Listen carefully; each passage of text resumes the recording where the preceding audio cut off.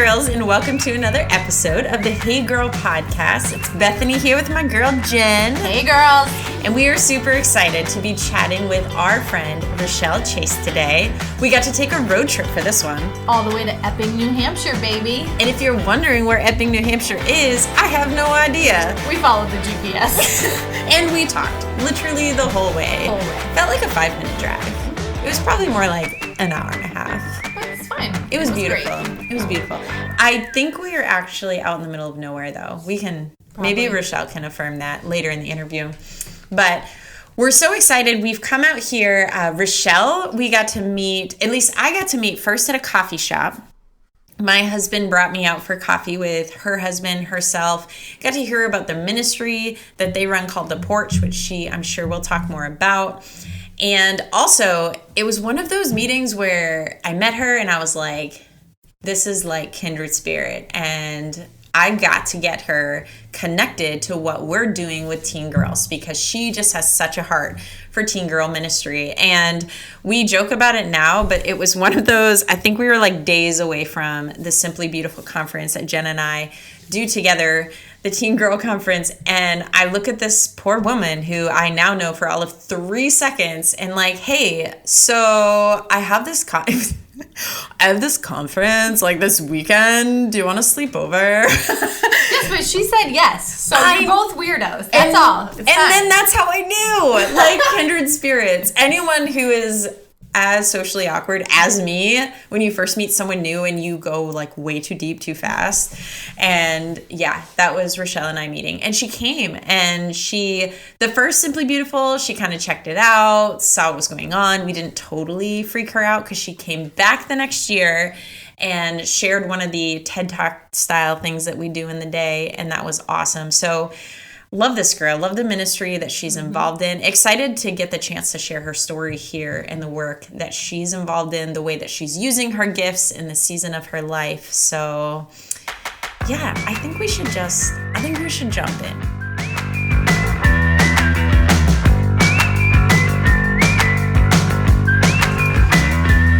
Hi, Rachelle. How are you? Hi, Jen. I am great. Awesome. All right, let's start at the beginning. Tell me where you're from. Tell me a little bit about your childhood. You don't have to go too deep with that. So, I am from Epping. This is where I grew up my whole life. Well, since I was like 7 years old. This is called the center of the universe. Whoa. Okay, I know. hold up. You can get the bumper sticker and everything. How big is this town? It's not big at all. I don't know. There's maybe like 10,000 people. 10,000 people. Okay. In the whole town. All right. Anyways, it is called, I don't know why it's called that. It is kind of in the middle of everything. I think that's why they say that, but. Okay, so you can go from like here to a bunch of different places quickly. Okay, Mm-hmm. all right, So I'll cool. go with that. My dad is a pastor. He started pastoring his own church. He started it when I was 7 years old. So I've lived here since then. I have an older sister, a younger brother, and a younger sister. And I was homeschooled until the 8th grade. And then I went to Christian high school for high school and graduated from there. Okay.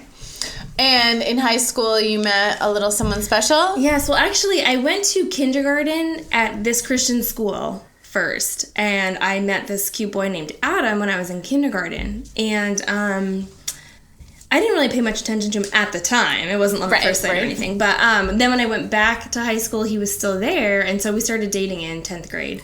Whoa. Okay, so Christian family, your dad's a pastor. What did dating look like for you? And then, that was a question. We didn't date. We weren't allowed to date. Okay. We could go out and, with my parents and my sister. We were never allowed to go out on dates by ourselves. Okay. Yes. We could hang out at my parents' house. I could hang out at his family's house, but my parents were very strict when it came to our dating relationship. Okay, so now as a parent, and you back then, how did you feel about that? And now how do you feel about that looking back now that you're a parent? At the time when I was 16 and 17, I did not like it at all. I was like, I just want to go to the movies with my boyfriend. But But, like, obviously now, like, even at the time, I knew that my parents, they were never like, you have to do this because we said so. I knew why they were doing it. I know what their intentions were, so I could appreciate that. I still didn't like it, but I could appreciate even at the time, like, why they were doing it. Now, like, looking back, I'm like, oh, yeah. My kids are never dating. No.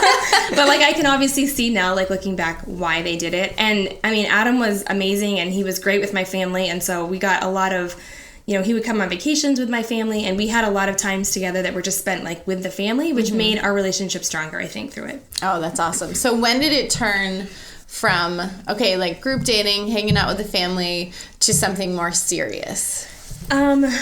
He told me he loved me, like, the second time he talked to me. Whoa, okay. And I was like, thanks. I don't know. I didn't know what to say about that. I wasn't ready for that. I think he thought, like, I think he was pretty like, yeah, this is it. He had always said he was never going to get married. He was never interested in girls. He was all into sports. And then I came along and just, like, swept him right off his feet. But we went to college together. And so we sort of, the first year that we were there, we were sort of like, I was like, wow, there's a lot of guys here. Like, what if there's, I don't know, what if there's somebody else? What college did you go to? We both went to Liberty University, Virginia. So we kind of broke up for that first semester. And then I was like, what am I doing? Like, this is who I want to be with. Aww. And so we got engaged after junior year of college. Okay. And then got married after the next summer. Okay, and so Liberty, and then you came back home. Yes. So we moved right back here. We lived in the next town over. We got an apartment in the next town over and started working right away at the youth ministry at my home church. Okay. And so are you still active in that youth ministry? Mm-hmm. Yes. So my husband actually just came on staff as pastor of that, assistant pastor of the church. So my dad is head pastor and Adam is the assistant pastor. So. Oh, that's awesome. Yeah. All right. So transitioning a little, tell me about the season of life you're in right now. So right now, we have 2 teenage boys. So AJ is almost 16, and Riley just turned 14. And we also have a 7-year-old foster son. So right now, things are really crazy as far as sports schedule, school schedule, just life stuff with 2 teenagers. And then throwing in a first grader to the mix, it's a different kind of tiring when you're like a mom. Like, you know that you're tired when you have toddlers and babies because you don't sleep, but it's a whole different kind of tired when you have teenagers because you're like, oh, where am I getting all this it's emotional energy that you're constantly, you know, like, should I be worried about this? What's this? Is this a comment that I should be worried about? Why is he so quiet? Why is he so loud? And you're questioning everything. So there's just a lot of, like, emotional strain, I guess, being a parent of teenagers. And then, you know, throwing in the foster child and then your marriage and then your ministry stuff and then your business, it's just kind of a lot. So what am I saying? It's a great season of life right now. That's what I'm saying. But it's just tiring. Okay. Yes. You just mentioned a whole lot of stuff, so I want to try and pick some of those things out. So talk to me about your ministry. I mean, your husband is on staff, but what else do you guys do ministry-wise? So my husband's, technically his full-time job right now is working for our ministry that we started. We started a not-for-profit called Epping Lighthouse Ministries, and our desire was to reach out to our community, and the way that we're starting doing that is for the past 8 years, we've run a teen youth center in the middle of our town. And so we are open every day after school, 3 days a week for high school, junior high school students, and then 1 day a week for younger, 1st to 5th grade to come. And so that takes the majority of our time as far as, like, our ministry. We're doing stuff at church as well, but that is the thing that kind of takes the most of our time, is just pouring our lives into the teenagers from our town. And, you know, teenagers, Christian teenagers can be a lot, but then when you put in unsaved, unchurched, just very, like, world-filled teenagers that you're dealing with every single day, it's a lot of work, and it's not just 3 days a week. It's texting and calling and, you know, having them over for dinner and going to their baseball games and stuff like that. So we love doing it. We started it 8 years ago, and we do it as a family. So I homeschooled my kids until just the 2 years ago, and so they would come with us every day to the youth center and just kind of watch what we do. And we wanted the teenagers to see what a marriage looked like, what a family looked like, that was serving God. And so that's what we do with a lot of our time. That is a lot. So tell me, what does it look like when kids show up there? I'm guessing a lot of them probably are coming because they don't have somewhere to go where someone cares about them. They're going to be home alone. So tell me about, like, what's a profile of a kid who comes? Okay, so it's an interesting thing because my sister runs a not-for-profit in Massachusetts, but it's for homeless people. And so it's just interesting the differences. In our area, there's not a lot of kids who are poor. And so the kids that come in have nicer phones than I do. They have nicer clothes than I do. It's not like their need is for like physical things. Their need is definitely for emotional and obviously spiritual needs that they don't even really know they have. So we have, I mean, the majority of the kids come from one-parent homes, and they're a little bit self-absorbed. They're a lot of it self-absorbed. Okay. Very like open, very open. Almost like too open sometimes, actually. Like, did you really just say that to me? I'm an adult. I could be your mom. But they are very, like, needy. And so actually just this last week, we had some of the kids come over to our house for dinner. And my boys had just come home from school, and so I was just asking them about their day, which is just normal. And the girl that was there, she was like, wow, I wish that somebody would ask me about my day. Oh. And I was just like, you don't even think about that. But her mom died last year, and her dad is an alcoholic, and so she doesn't have, like, anybody in her life that she can go to. And a lot of the kids are like that. We have a lot of the kids whose dads are in jail, whose parents have died, just like really broken homes, and they are very, very much like looking for something. It's clear that they're looking for something. They need something to do with their time, so they would either just be wandering around town getting into trouble, and that's why we started this, so they could come. It's right in the middle of town. We have Bible verses on the wall. We have Bibles out. We have Christian music playing. My favorite part is when they start singing the Christian songs. They don't even realize they're doing it, but it's been on for so long. They start humming, and I'm like, look at you. Like, you don't even know what you're saying right now. So that's probably the typical, it's like 6th to 12th grade, but it's mostly like 6th to 11th graders that come in. And they just love people listening to them is really what the bottom line is. That's what they're all searching for, is somebody to listen to them. Oh, I love that. And I love... Like, my perspective would be, oh, it must be, like, low-income kids that are coming. They have nowhere else. But that's so interesting that it's not the low-income kids. They're just lonely and want adults to listen to them. Yeah. That, like, breaks my heart, too. Do you have someone, I know you shouldn't have favorites, but is there someone that's, like, been through that you're, like, when you look back, you're, like, oh, like, that kid, like, touched me so much? Yeah, it's hard. I mean, it's hard not to have, like, certain ones who are your favorites. And it's sort of interesting because we've been open for such a long time that we've had kids who have come in and they're there all the time, like every single day. There was some points where we were open every day, and then also we were open later in the day for them. Sometimes we'd have to bring them home afterwards. And so now, though, some of those kids are like 11th or 12th grade, and so they have jobs. And so just recently, this like 12th grade boy comes in, and he just came in to say hi. He gives me a hug. He's just standing there talking to me, and I'm like, why does he want to talk to me right now? Like, I'm a 40-year-old woman. Like, but he just was there for like 20 minutes, and he's still like, he doesn't believe in God at all. But he just, missed us and wanted to come in. So it's kids like that we're just like, there's a lot of, I'm a boy's mom, obviously. So I'm very like, there's a lot of boys that come in that I just really like connect with. I mean, some of the girls too, but they're mostly boys that come in because it's very like pool and foosball, and they like to do that kind of thing. But yeah, I get close to them a lot. And a few of the girls who have been very consistent will come in every single day and text me all the time. And so yeah, there's definitely, I would never mention their names, but they probably know who they are. Yeah, for sure. Oh, awesome. So you're running this ministry. You have a business. Talk to me about your business. So I am a family and portrait photographer. And it's beautiful. Every single picture you do is so amazing. I really love doing it. I started doing it because I love people. I just love people. I love meeting new people. I love that I met you. Like, I love that we're friends. And Bethany too. I just like, that's what drives me to do it. So it's hard for me to focus on that marketing wise and really pushing my business, because I would just do everything for free for everyone because I just love them all and I just want to do pretty pictures for them.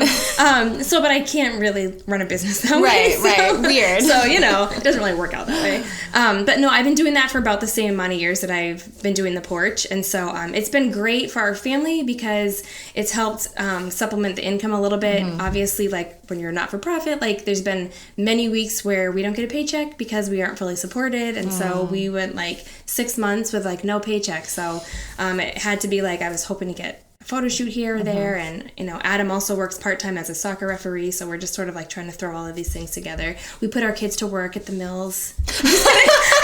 Sorry. I was like, you guys have mills in this town? That's crazy. Just kidding. Got you. Are you, because I've seen your photography, and we're going to put a link to your website, but is that what you went to school for? Like, you just seem to have an eye, but are you trained in it? No, I'm totally self-taught. I went to school for music and youth ministry, and I just am self-taught. When my kids were like, I don't remember, when they were little, I was just like obsessed with taking pictures, and I was like, I want a nice camera. So I've gone to like a few conferences that can help, you know, give a little bit of like tips and stuff, but I'm just like YouTube for the win. Like I'm just like searching everything and just sort of like figuring things out as I go. So yeah. That's amazing. I am not a photographer. I have an iPhone and think I'm like an amazing photographer. I bet you are. I'm not at all. So I appreciate that so much. Like you just have an eye for it, and I love it. Thank you. Oh. So you have a ministry, you have a business, you have teenage boys, and then you have a foster child. How did that come about? God's really funny like that.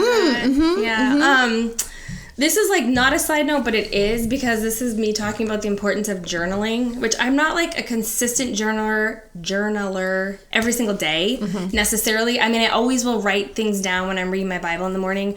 But it's interesting to journal things because you can look back and see what God is doing. Absolutely. So that's my segue into this. I have always been interested and always thought that I would adopt. Ever since I was a kid, when I was like 11, I read this book. It was called Adopted. And I was like, this is what I'm going to do. Like, that's just what I thought I was going to do. When I got married to Adam, he actually has 2 sisters who are adopted. And then his aunt has adopted 3 children. And so I've just been like, yeah, this is what we're going to do. And after we had our 2 kids, Adam was like, okay, we're done. This is good. Like, there's one for each of us. We can handle this. Like, man-to-man defense. Yeah, you need that. Absolutely. Yeah, and he's a basketball player, so he gets that. And so I had just sort of been talking to him about fostering or adopting, and he was just not really on board. Not like, I feel like that sounds bad, but I don't think foster care is for everyone, so I don't think it was a negative thing. It's just that we have a lot of things going on with ministry, and obviously we have so many kids and teenagers in our lives all the time. It's like a lot. So we had started going through foster care classes like maybe 6 years ago, and then never finished, and then it just sort of got put on the back burner. And I met this girl who, when I do a teen leadership conference once a year, and so I met this girl who does a different ministry. She had come to this conference, and was running this ministry. It's inner city ministry, and so I was like, for 2 years, I was like, I should go check that out sometime, but I like never did. And so last summer, Adam was working at night, and so me and the boys were just home, and we're like, let's just go check this out. It was completely random, quote unquote. And so we went to this event, and we hung out with her. It was great. And as I was leaving, she was like, let me walk you to your car. So I'm like, okay. And I didn't really know this woman at all. I mean, I had met her a couple of times. And so we were just going out, and she was like, do you want to adopt 3 kids? What? And I was like, what? Wait, let me walk you to your car. Right. I'm going to ask if you want to adopt 3 kids. Okay. And I was like, maybe? And she was like, really? And I was like, I don't know. Like, why are you asking me that? And so she was like, well, we have 3 foster kids right now. It's a 6-year-old boy, and then a 2-year-old and a 4-year-old girl. They're brother and sisters. And she's like, here are their pictures. She like pulls her phone out. I was like, I don't know. Let me talk to my husband. She's like, I don't know why I asked you that. I'm so sorry. Like, I don't know why I asked you that. So I was like, okay. So, and I'm thinking like in my heart, like, okay, like this is what I've always wanted to do. And as you look back in my journal, literally like this is my life. God, I know that you could drop something in our lap, because Adam was always like, if God drops it in our lap, then we'll do it. But we're not gonna go out. We're not gonna go look. And I was like, God does not do that. God does not drop kids in your lap. But okay. So in my journal, like the year before, I was like, we had gone away, and I was writing, and I was like, God, my heart is for like orphans. It's for boys. I always was like, I'm gonna adopt. I don't know. Like it sounds weird and a little bit too specific. But I was like, all right, God, if you're going to drop it in our lap, you know, like as if God does that. And so that's why when this happened, I was like, is this like you dropping this in my lap? What's happening? Yes, it is. Yes, it could not be more clear. So I came home and talked to Adam, and he was like, I don't know. Like, he's like, I just got home from work. It's 11 o'clock. Why are you talking to me about this right now? And so I'm like, well, let's just like meet the kids and, you know, see what happens. And so we spent that next weekend, we spent the day with these 3 kids. And I was like, okay, let's do this. And Adam was like, I don't, maybe. He was like, you know, maybe we could do this. And so kind of at the last second, some things happened with the, there's different dads involved. So with the girl's dad, something happened and the kids actually got separated, which was really traumatizing for my foster son. And so we ended up like really quick finishing all the foster care classes, going through like the home study process, like all of that, which is super like long and involved. Yeah. And we live in a really old house that has like a lot of issues. And I was like, there is no way we're passing the inspection on this house. Like there's no way. And so we were like praying. And so the home inspector came in and like walked around. He's like, all right, you're all set. And I'm like, first of all, that doesn't even seem okay. Like you didn't even look at the cracked window. But it was like so like of the Lord that he was just like speeding things up. And so in August, we got our foster son. He moved in with us and he's been with us ever since. And it seems weird almost, and it doesn't seem weird, you know, but it was so obviously like we were not looking for this. This is so God being like, guess what? I actually can drop things in your lap. And it was an incredible testimony as I look back at my journal like a year ago, being like, God, this is my heart, having like no idea. I didn't even have a picture of a person or anything. I just was like, this is what I want to do, but God, you're going to have to be like crazy powerful. And he was like, okay, I can do that. And I was like, okay. So it seems like crazy, but that's how the whole thing happened. So okay, so real talk. Fostering is no joke. For sure. What's this past year been like for you guys? It's been like so emotional and hard on like every level that you could imagine. So when he moved in with us, he was 6. But it's basically like when a child goes through what he went through, it's basically like having a 2-year-old in a 6-year-old body, which is frustrating because you're like, but why are you doing that? You're 6. And he's, you know, so I think that like I've surprised myself in a bad way that I'm like, wow, this is like harder than I thought. And you see Instagram pictures of like these cute little pictures and you're like, that is the sweetest little thing I ever saw. And then you're like, why am I getting up 3 times in the night? You're 7. And, you know, you can't cover yourself up by your, like, okay.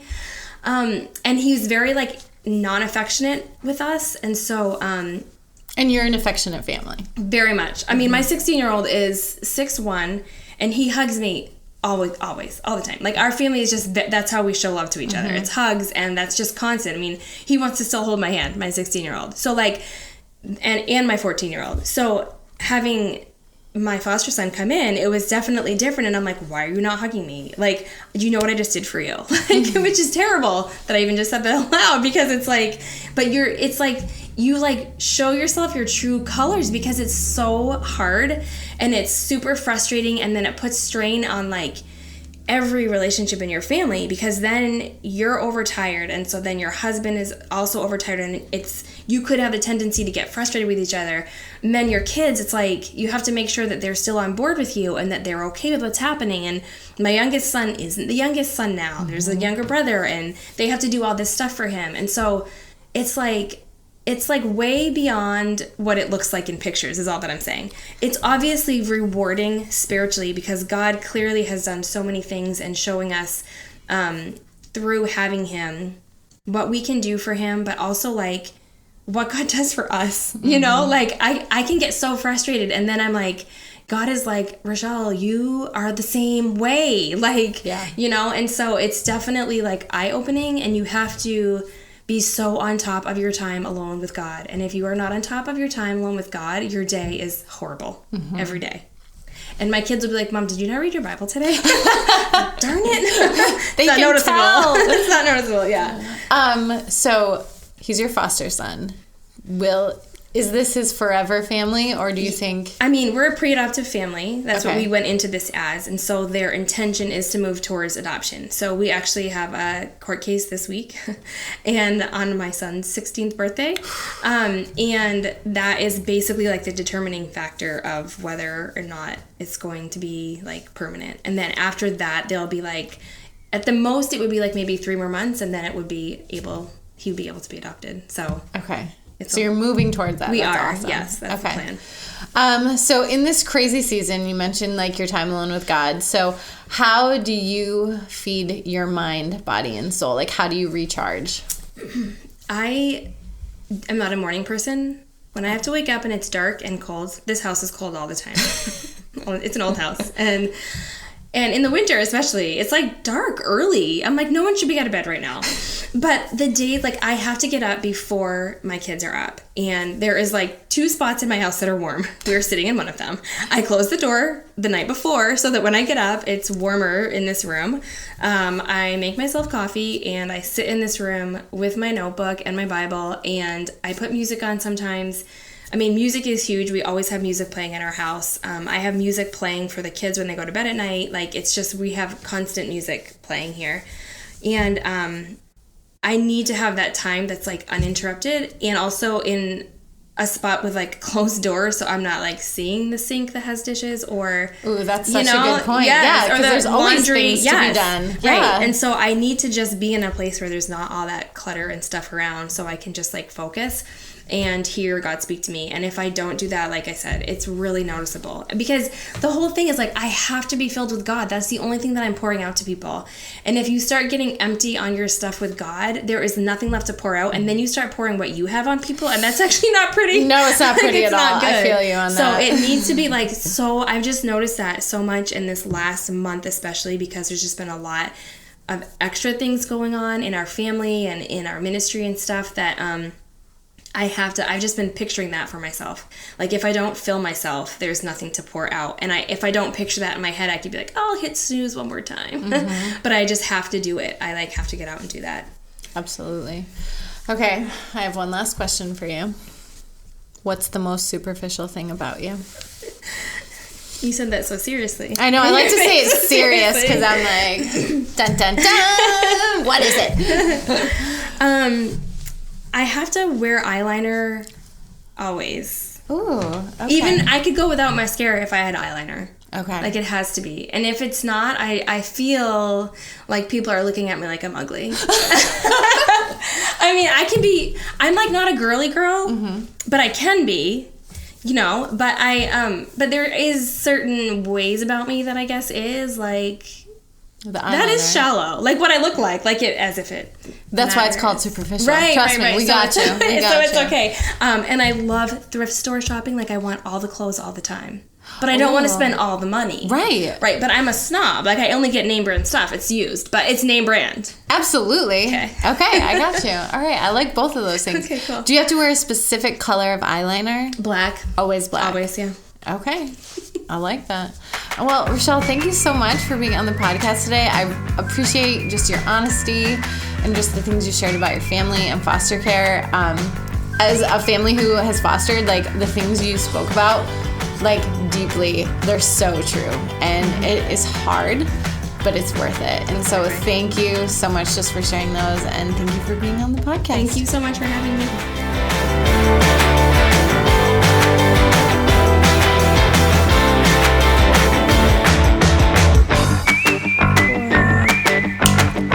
Hey girls, I hope you enjoyed our talk with Rachelle. One of the things that I just loved about Rachelle is that before we even began, she was like, why are you guys like interviewing me? Like, I'm just like a normal person. Like, there's nothing special about me. And we were very quick to say, exactly. Like, that's why we want to show women in their place running their race for Jesus. And it's not that you have to have this huge platform or that you've written a book. It's just that you're living your life for Jesus. And you're doing it in the hard, in the messy, and in your marriages and with your kids. And we just want to hear people's stories so that our listeners can hear them and know that they're not alone. And that's why we do different women in different ages and different stories and different places in their life, because we want to show that God is alive, God is working, and he's working in the lives of women all across New England. Absolutely. I also think just as women, this is what this podcast is, right? We're telling stories, but also that we can get to the place as women to celebrate one another and celebrate the things that God is doing. And I know, especially in hard days, it can be so easy to hear someone's story and be like, oh my gosh, they're doing all these great things. And I'm just sitting here trying to nurse a colicky baby and whatever. Like the comparison is it's such a girl thing. And I fall into it, but today especially, and Rachelle's story I think is such a great one, but even as we've been releasing more and more stories, I've been reminded of how important it is for us to remember that we as sisters, we've got to be for each other and we've got to cheer each other on, but we also need to look at ourselves the way that God sees us. And he hasn't written the same story for all of us. And that's the beauty of, there would be no Hey Girl podcast if all of us had the same story. It'd be the most boring podcast on the face of the planet. But thank God for Jen's laughing on a snort to keep this one alive. But no, for real, I just think the thing I love about Rachelle is just being able to relate to that and her life, her story, her family.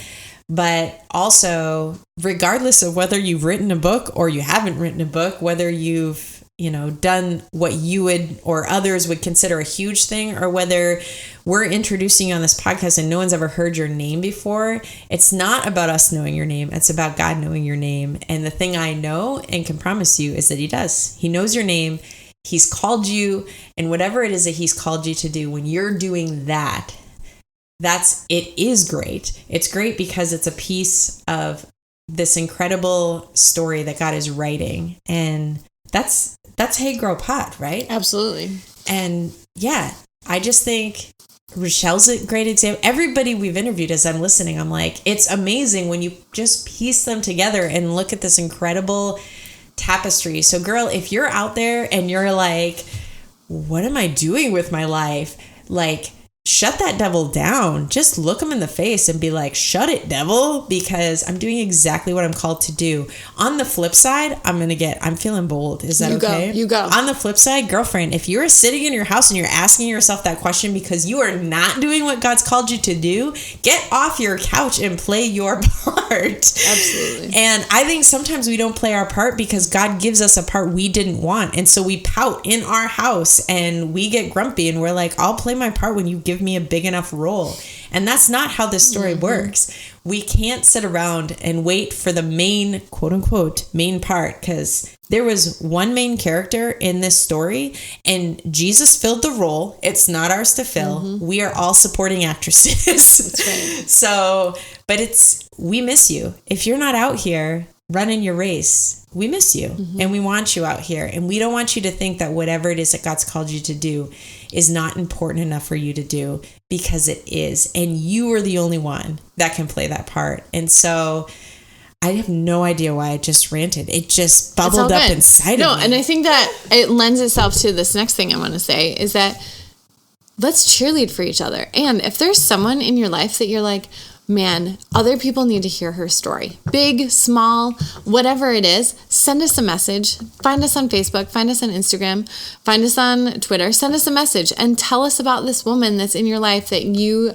see as just running her race in her place and that you think other women need to hear about. We would love, love, love to hear that story, because that's what we're about, sharing women's stories for God's glory. I like that a lot. Okay. Love it. All right.